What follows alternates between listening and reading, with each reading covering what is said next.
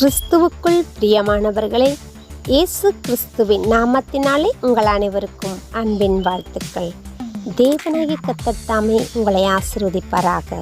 இந்த நாள் முழுவதும் ஜீவனுள்ள தேவன், வல்லமையுள்ள தேவன் உங்களோடு தொடர்ந்து உங்களை ஆசீர்வதித்து நடத்துவாராக.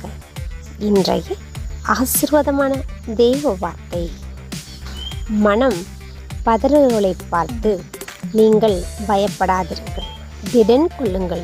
இதோ உங்கள் தேவன் நீதி சரிகட்டவும் உங்கள் தேவன் பதிலளிக்கவும் வருவார். அவர் வந்து உங்களை ரட்சிப்பார். ஏசாயா 35:4. இந்த வசனத்தின்படி தேவனாய் கர்த்தர் உங்களை ஆசீர்வதிப்பாராக. ஆம் பிரியமானவர்களே, இந்த நாட்களிலே பலவிதமான மன பதட்டத்தில் இருந்து கொண்டிருக்கிறீர்களா? பல காரியங்களை குறித்து பயந்து கொண்டிருக்கிறீர்களா? தேவனுடைய வார்த்தை சொல்லுகிறது, பயப்படாதிருங்கள், திடன் கொள்ளுங்கள். உங்கள் தேவனாகிய கர்த்தர் நீதி செய்கிற தேவனாயிருக்கிறார். உங்களுடைய சகல காரியங்களிலும் அவர் நீதி செய்கிறராய், உங்களை திடன் கொள்ள செய்கிறராய், பலனுடையவர்களாய் மாற்றும்படியாக உங்களோடு கூட இருக்கிற தேவனாயிருக்கிறார்.